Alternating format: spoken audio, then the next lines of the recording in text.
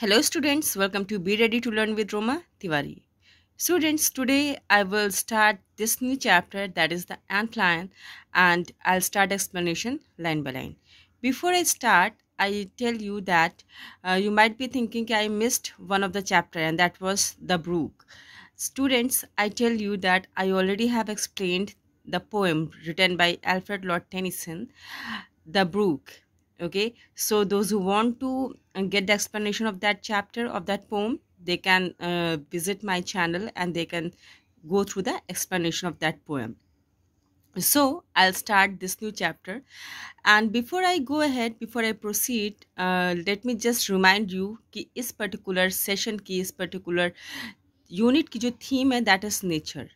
In both the chapters, ठीक है, in previous two chapters, चाहे वो आपका चैप्टर 1 रहा हो I am here to speak, जिसमें हमने नेचर कंजर्वेशन की बात की, चाहे वो आपका चैप्टर 2 द ब्रूक रहा हो poem, they both have glorified the nature. उन्होंने अच्छे साइड को दिखाया है नेचर की, ठीक है. But in this particular chapter we will discuss about the dark phase. Dark phase means what I mean here कि आप अगर नेचर, प्रकृति अगर आप बोलते हो, नेचर आप सोचते हो, तो आपके मन में सिर्फ यही आता है कि वाह beautiful scenery, sea beaches, okay, और पहाड़ हो सुंदर सुंदर और आप वहाँ पर इंजॉय कर रहे हो, ठीक है, एमिस्ट ऑफ नेचर. लेकिन यहाँ पर क्या है, यहाँ पर एक ऐसा साइड दिखेगा, एक ऐसा साइड डिस्कस होगा जो थोड़ा सा आपको जो है शू कर सकता है, okay, but that is also a part of it. लेकिन अगर आप डिस्कवरी देखो, नेशनल देखो, और आप वहाँ पर एनिमल फाइट देखो, ठीक है, एक शेर कैसे शिकार करता है, कितनी बेदर्दी से मारता है जानवरों को, तो शायद आपको थोड़ा सा ऑड लगे, but that is also a part of nature, right. We can not say कि वो नेचर नहीं है, वो भी एक प्रकृति का हिस्सा है, but that we can count it in a dark phase और the dark part of the nature, the survival of the fittest. यहाँ पर भी हम सेम चीज़ डिस्कस करेंगे, ठीक है. Now let's start explanation.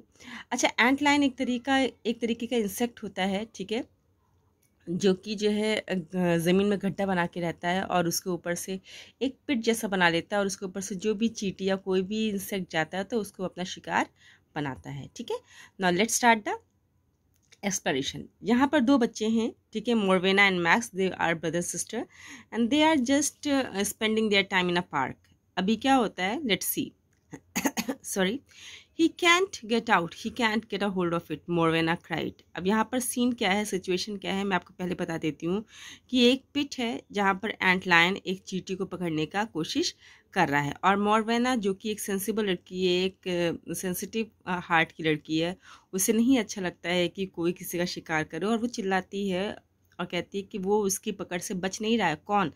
एक इंसेक्ट, एक चींटी, ठीक है, किसकी पकड़ से? एंट लायन की पकड़ से. She thrust suddenly with end of the twig trying to push the ant up the shifting sand slope of her pit.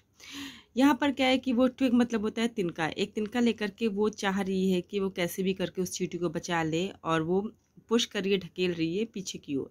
But her brother lying opposite her filled his cheeks with air and blew hard. लेकिन उसके बगल में ही बैठा उसका भाई जिसका नाम max है, वो क्या करता है, वो अपनी गालों में हवा भर करके जो है इतनी तेज से हवा फेंकता है कि वो चींटी वापस से उस पिट में खुद चली जाती है. The ant fell back to the pit bottom, and in a moment the little fury of jaws burst out at it, seized it, vanished again. फिर यहाँ पर क्या बात है कि जैसे ही वो हवा से जो है तेज़ हवा निकाल के मुंह से उस चींटी को पिट में वापिस ढकेलता है, क्या होता है कि एक जो है जॉ, किसका जॉ? एंट लायन का जॉ आता है, और वो कैसे भी करके उसे अपने जबड़े में दबोच करके, सीज करके, मतलब चारों ओर से घेर करके, और उसे वापस से ज़मीन के अंदर लेकर के चला जाता है. मीन्स एंट लायन अपना शिकार कर देता है. Only a flurry of sand in the bottom of the little pit mark for a few seconds the ants last struggle. फिर जो हल्की सी जो हलचल मचती है वो एंट की लास्ट स्ट्रगल को दर्शाती है. The two children sat up slowly breathing again. और वो बच्चे पूरा नज़ारा देखने के बाद धीरे से उठते हैं और सांस लेते हैं. They looked at each other with a kind of guilt. और फिर उन दोनों का एहसास होता है, एक गिल्ट की भावना से एक दूसरे को देखते हैं. Max face was quite red, Morwenna's mouth was open. उन दोनों के ही अजीब से रिएक्शंस होते हैं, ठीक है, कि ये उन्होंने कैसा सीन देखा है, नेचर का कैसा सीन देखा. How many would he eat I wonder, max said. Max कहते हैं कितना खा सकता होगा, मैं सोचता हूँ, मैं समझ नहीं पा रहा हूँ. That's 3 we have given him. फिर मैक्स कहता है कि 3 चींटियाँ हम लोगों ने उसको दी, लेकिन अब कितना ये खा सकता है, we don't have any idea.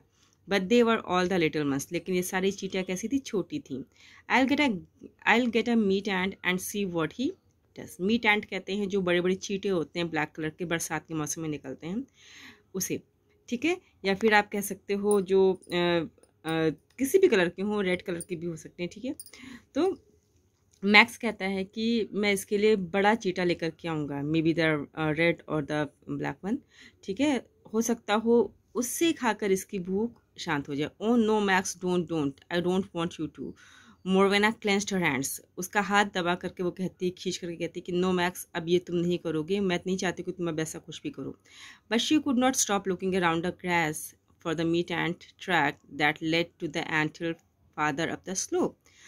लेकिन वो ऐसा नहीं कर पाती है और मैक्स जो है घास में जो है ढूंढने लगता है। Max went across it holding his twig and bent down, और वो जल्दी से एक लकड़ी लाता है और उस लकड़ी के ऊपर वो एक मीट एंट को सहारे से उठा लेता है। मोरवेनस गेव अ स्क्रीम, वो चिल्लाती है, if you do Maxie I kill the lion, I will truly. और मोरवेना कहती है कि अगर तुमने ये किया तो मैक्सी, मैं पूरे एंट लाइन को ही मैं सच्ची में उसी को मार दूंगी। Don't you dare Max it. Max कहता है ऐसी हिम्मत भी मत करता, it's a first ant line we have seen and we might never find another one, I want to show it to every one.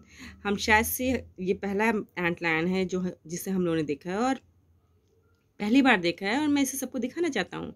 He came back holding his twig generally and turning it from end to end as a red ant rushed along it meat ants could bite. और उसके बाद में क्या होता है कि जो है वो लाता है और वो मीट एंट को उसमें पिट में डाल देता है। Now I'll put it in, he said. Look more. He shook the twig hard over the little pit, but the ant was obstinate and clung. Angry intent, he finally dislodged it with a blade of grass.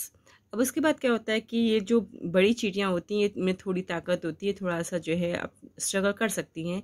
इस struggle को देखने के लिए, show बनाने के लिए इन बच्चों ने ये हरकत की।